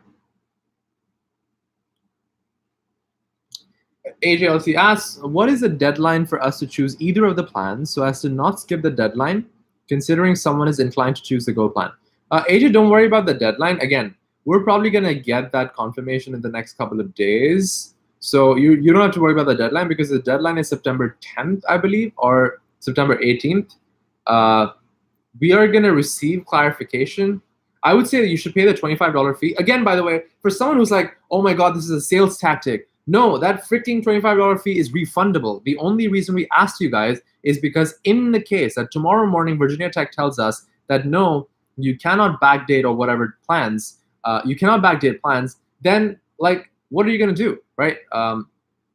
So in that case, then we can actually help you because you already sort of pay the registration fee. We can legally sort of have those dates on the plans. And I know some people mentioned that ISO and PSI can backdate plans. Great. I didn't know. I mean, we've requested that with Aetna today after we read this. If they tell us that we can do that, we're going to be happy to do that. But we're just being safe rather than sorry. Again, so I think the best bet, if you want to make a decision, if you want to be sure you don't miss any deadlines, you pay the $25 fee. It's refundable. It's on video. You are going to be able to rewind this. No one's going to run away with your $25. It's barely worth a meal. Relax. However, the flip side might be worse, where you have to pay for the university insurance. So that's what I would urge you. If you have some kind of choice, if you want to be waiting on something, probably better to be communicating with us, letting us know what your preferences are, and if you can pay that, because again, it just ensures that on the like digital records you're kind of in, and it allows us to, so far, we haven't done backdated plans. It allows us to create that entry. Okay. Thanks, Akash. Really appreciate it. And generally, I really appreciate your help in sort of selflessly spreading the word about what we're doing. And yeah, it really means a lot to us. And that's what keeps us going. Genuinely, I know it's might seem cheesy or corny or not believable to a lot of people, but we genuinely care about this, and it really particularly both excites us and is very gives us a lot of joy when things go right and we can help people. And it also disappoints us if there's any kind of like stupid discussion going on about like tribal, like this or that, or like whatever. Let's just stick to the job at hand, which is getting this over with and you guys focusing on your internship prep. As Parth kind of dropped a bit of a spoiler, we're going to be launching an internship prep course. Don't worry, we're not going to be charging any money. Again, I'm just repeating this because I saw a bunch of like people say shit like, oh, Bradley's like selling themselves. No, we're not fucking like selling themselves. If you're saying that, then you don't know us, because like we've been making videos and we've been doing a whole bunch of shit for months and months and months. And yeah, this is a labor of love for us. So sorry if I'm ranting, but point being, let's get this resolved and let's do it the right way. And on that note, I'm going to take any more questions. And if there aren't any more questions, I'm going to talk about the grand equation that is comparing the actual value of insurances And I'm going to share the notes for that.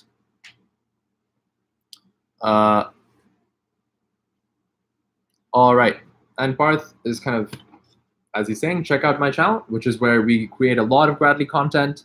So yeah, go check it out. Not right now, not right now, not right now. Stay here right now. Stay here.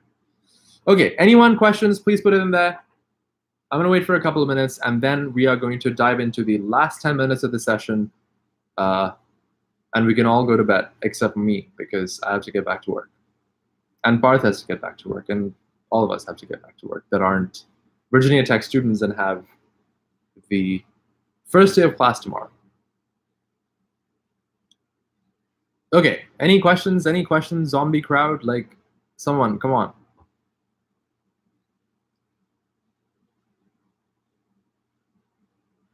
All right, seems like there aren't any questions. I think I'll be correct in assuming that.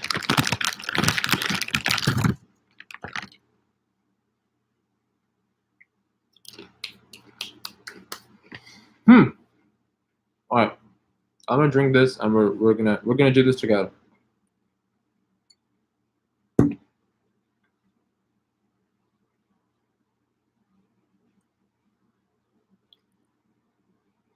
If you're watching this, if you're Virginia Tech, you should also take a moment to congratulate yourself because you're here. This is the US of A, right? And this is what you guys worked so hard for. Aside from all of this, from me, from Parth, from all of us at Gradly, welcome to the US. Welcome to being a student in the US. I'm sure I speak for Parth. I'm sure I speak for all of my friends and everyone when I say that it's been perhaps the most transformative experience, and my life is just 10 times better because I was fortunate enough to get an education here. And so we are very excited for you guys, and you should be very proud of yourself because it takes so much effort, so much persistence, and just so much courage to travel halfway across the world to pursue your dreams. So take a second right now at like 12:49 a.m. Monday, August 20th, before your first class, to feel proud for yourself and anyone who contributed, because you guys deserve it. And we're very excited for where this journey takes you guys. Anyway, that was a caveat. Not the caveat, that's not the right word. All right, mail questions. I'm gonna now take an example. We're gonna close the discussion, and we will probably do another session maybe, assuming that Virginia Tech doesn't give us the bad news that, okay, you kind of have to, like, whatever that waiver issue is an issue. Okay, so this is the part that engineers hopefully will find interesting. I'm going to type this out as I speak. What we're trying to calculate is the expected cost of a plan. Now, the expected cost of a plan is this: premium, which is what you pay now, plus deductible, right? Now, when it comes to deductible, because, okay, I'll pause and I'll explain a little bit, right? Why am I adding premium to deductible, right? What is a deductible? A deductible is what you pay to activate the plan, right? And by the way, I'm talking about the annual deductible, right? So if you've taken an insurance plan, right, that's cost $1,000 and the deductible is $100, right? And this is assuming, I'm going to assume here that you're going to be using any sort of healthcare service for 3 times a year. That is like, you might not, but that's just a safe average case to assume. So in that case, the first time you use healthcare, right, your deductible kicks in. Dhruv asks, how long does it take to receive the Aetna ID once I pay the $25 fee? Dhruv, will file, once you pay the fee, you will receive sort of a process and confirmation email. I would say we can only send you the ID, like actual ID, after you pay the premium, but we'll file the waiver like immediately within 24 to 48 hours. We can't give you the ID if you haven't paid the premium, is because you can actually use your insurance based on that. Hopefully that's clear. I'm happy to talk more about that, but this is a very important moment and conclusion to the whole session. So why are we saying it's premium plus deductible first? And by the way, this is not the complete equation. That's because for your plan to be active, right, what did we say? Deductible is the activation fee. The annual deductible is the activation fee. So you have to add that $100 if that's your deductible, right? And if it's a per occurrence deductible, then you probably want to be multiplying by 3 and adding that deductible, right? So for example, in the case of some of these Aetna plans, you would be just adding premium, $1,000, plus $100 annual deductible. But in the case of the ISO plan, again, or any, like I'm starting to feel like kind of in the box, and I feel bad about just stating facts. But let's just say any plan with a per occurrence deductible, right? You have to multiply and add, right? So in the case of ISA, it would be, say, $90 per occurrence, right? That you have to multiply by 3 times, because it's not just happening once. It's like the deductible is going to be active every time, right? So it's going to be 90 multiplied by 3, $270. Anyway, I don't want to go to the specific numbers right now. I want to first lay out the formula. So we add premium plus deductible when it's annual. If it's not annual, then we multiply X by the per occurrence deductible, where X is your estimated number of times you're going to visit. And after that, you add, what did we talk about? So we talked about that the most common interaction for you guys is going to be, you're going to go to the student health center, right? We're still assuming a world where you're going to go there for 3 times. And by the way, for you guys who are still waiting, and I really appreciate it, you're probably going to be sleeping, we are going to be done in 9 more minutes. That's all. So stick around. This is the best part of the session. And if you make it through this, you will hopefully have a very comprehensive understanding of everything. So we talked about how the most common, and this is not something hypothetical. I've been in the US. I don't know if you guys know, but I did my undergraduate from Brown. I did my undergraduate degree from Brown and got a computer science degree. Fortunately, was just in a place that by the time I graduated, I didn't even have to think about a lot of these things because I had a scholarship, and so Brown just paid for insurance. And so I learned the hard way after sort of graduating last year. Like, I had to really learn all of these things quickly because I was then paying my own medical bills, and then I had to understand and pick a particular plan. Anyway, so we are at thinking about what is going to be your average experience. In all my 5 years in the US, pretty much, and certainly in the 4 years in college, my average experience was a couple of times a year, I would go to the student health center. The doctor would prescribe me some prescription medication.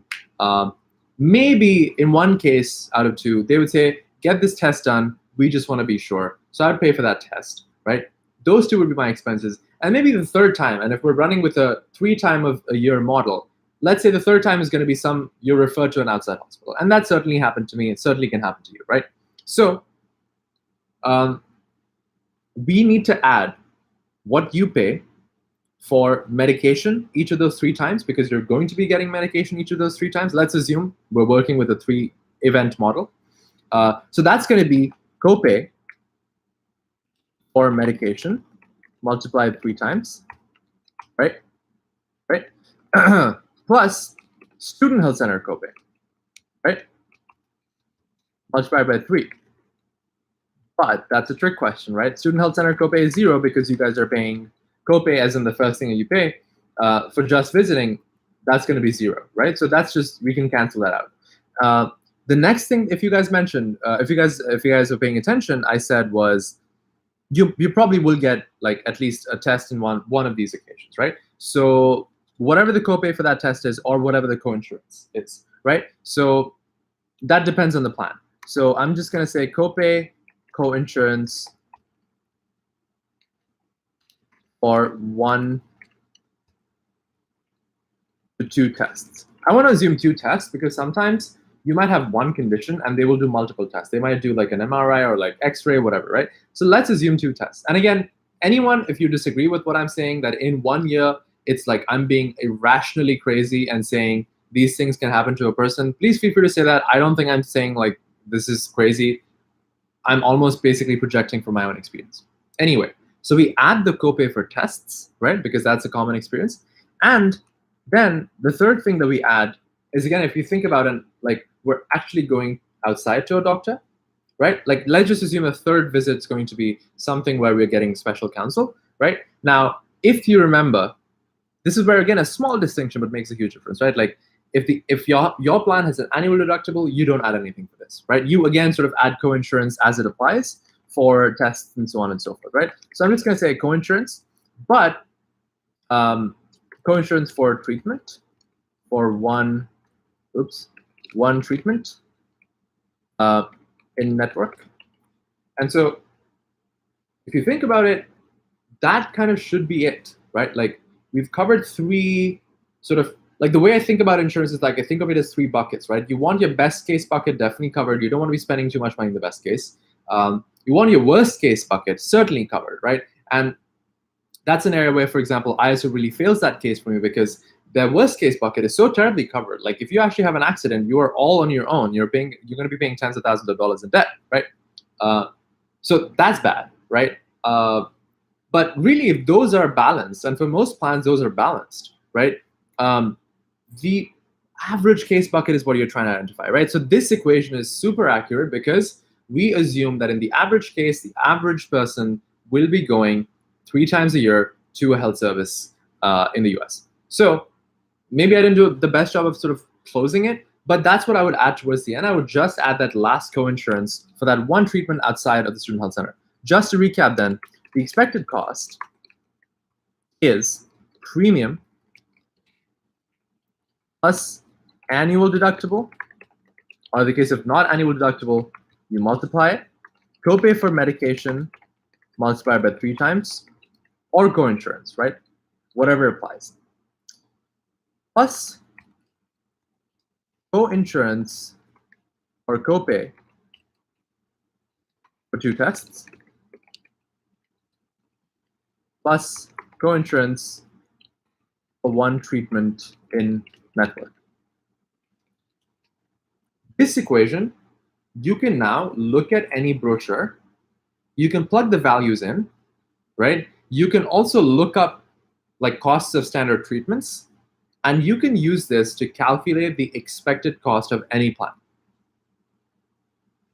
So let's do, I'm just going to do one pair. I'm going to do ISO versus,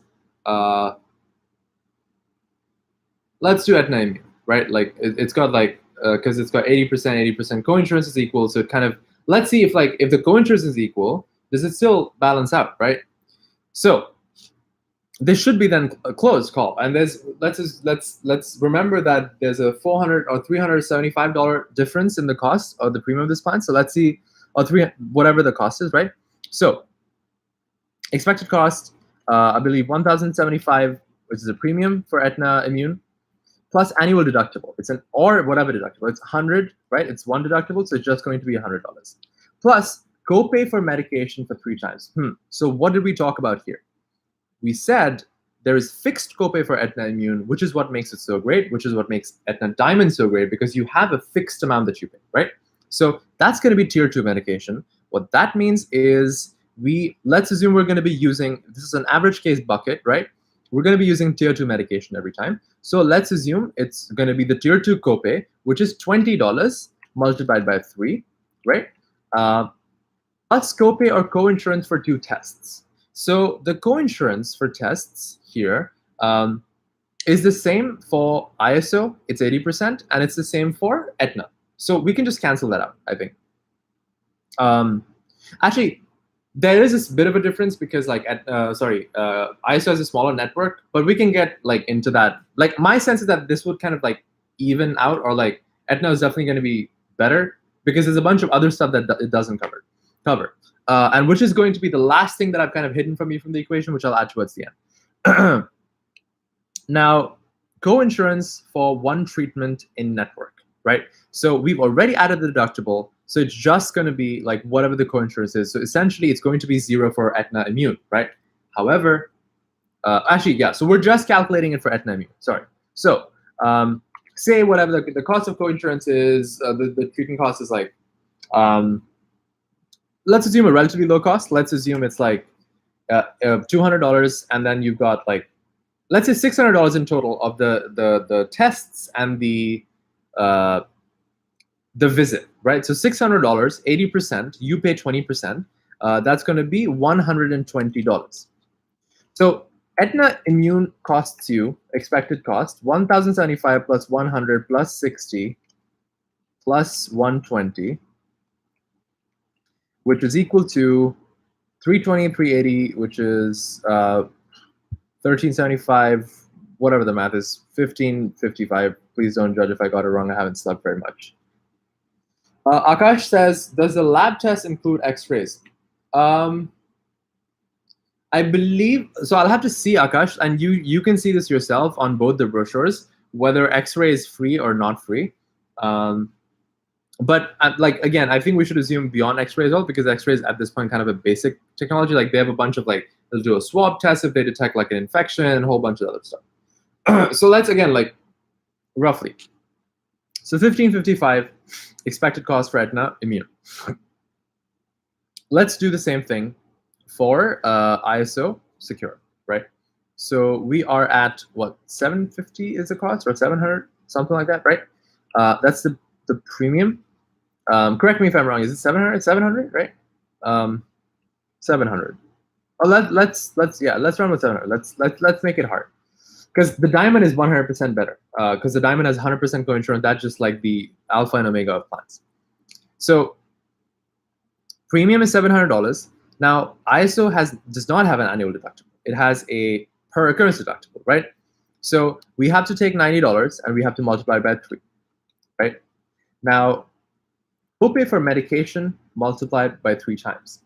Now, we assumed that we're going to be getting a tier 2 medication, right? And since it was fixed copay, that didn't cost us much, right? So now let's assume that each prescription that you're being written is like something like $100, $150. That is like, I'm actually, for tier 2, like that's probably economical. So let's assume for 3 prescriptions, say $400 or like $500. $500 is like fair perception.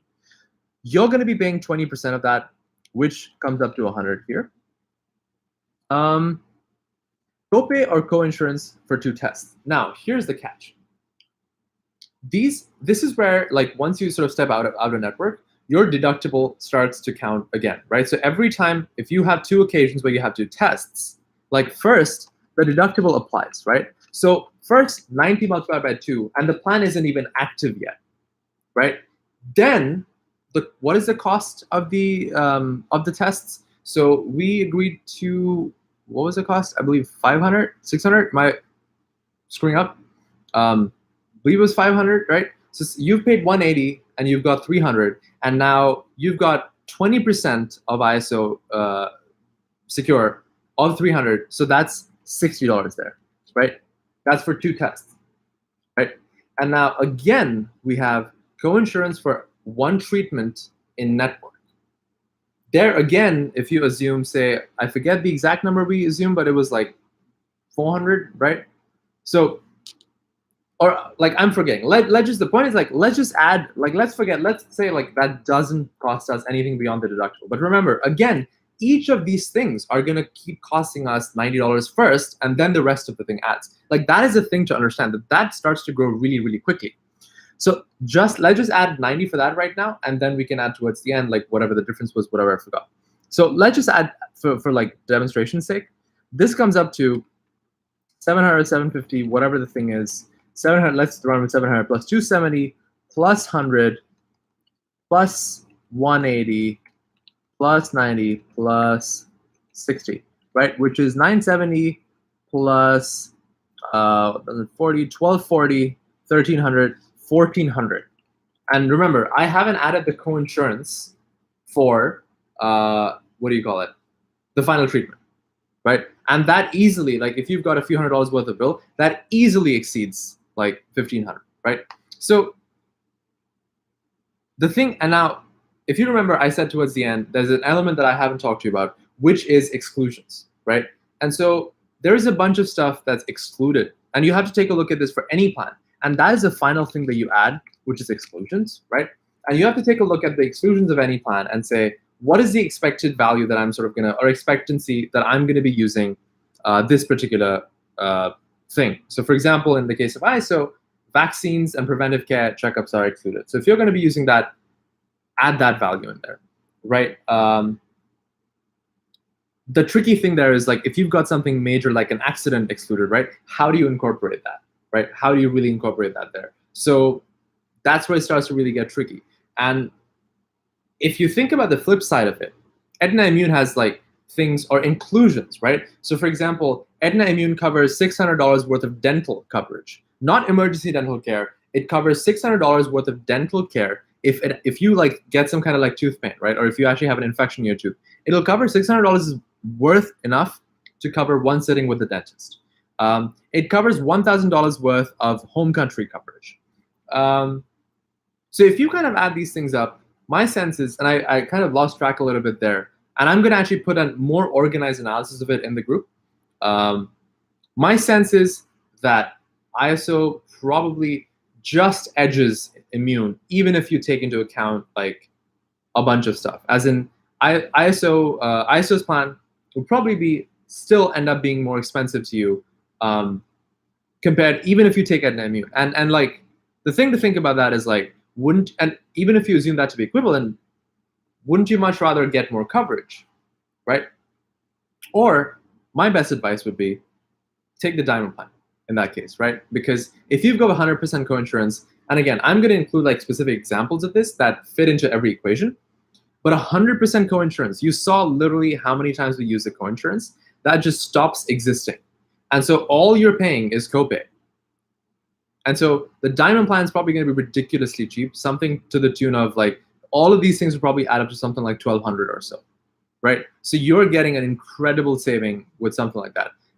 If we think about the platinum plan, as we discovered and as we discussed, it suffers from the same weakness that the ISO plan has, which is that not the deductible is still annual, but the issue with the platinum plan is that the prescription medication coverage is percentage based. And we know that we just don't want that because you want to have a ceiling, a fixed amount on what you'll be paying for something that you're going to be using all the time. That is medication.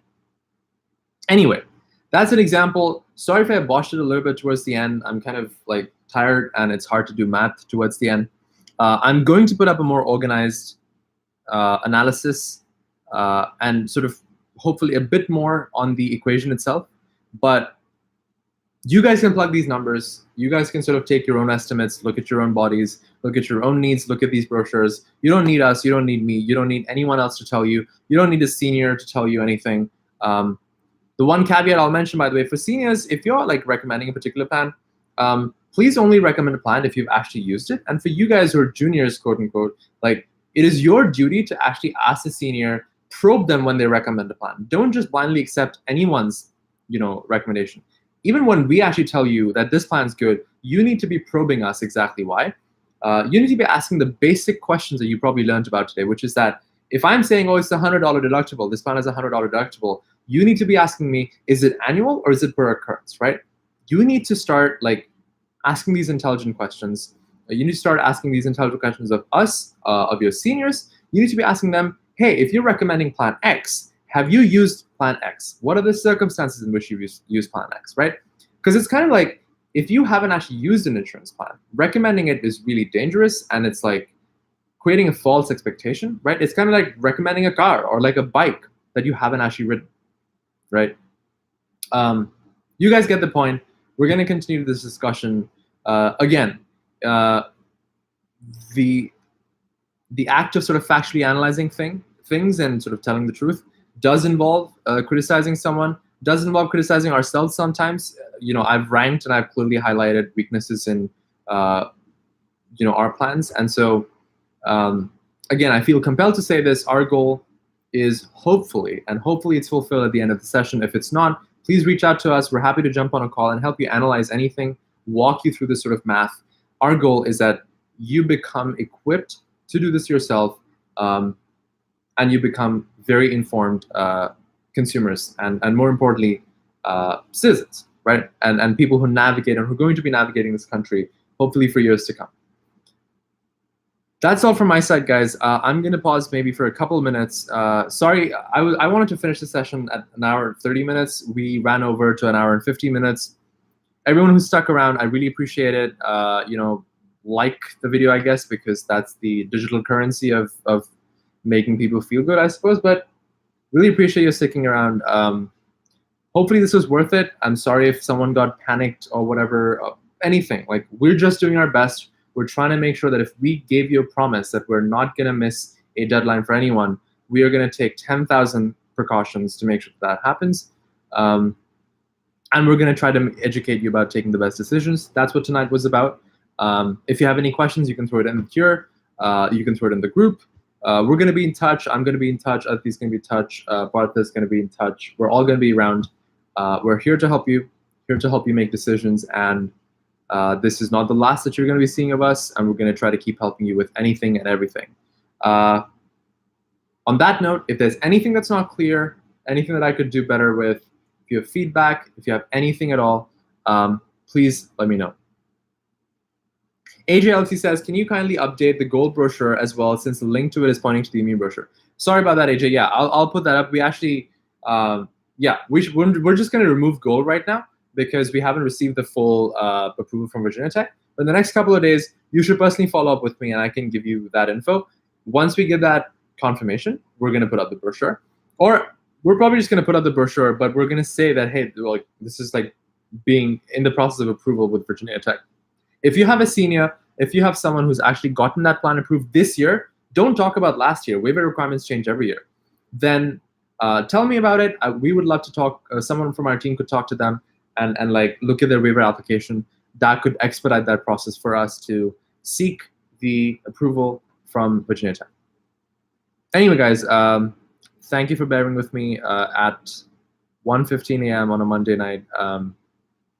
Hopefully that was partially worth it, and I hope you guys took away something valuable from it.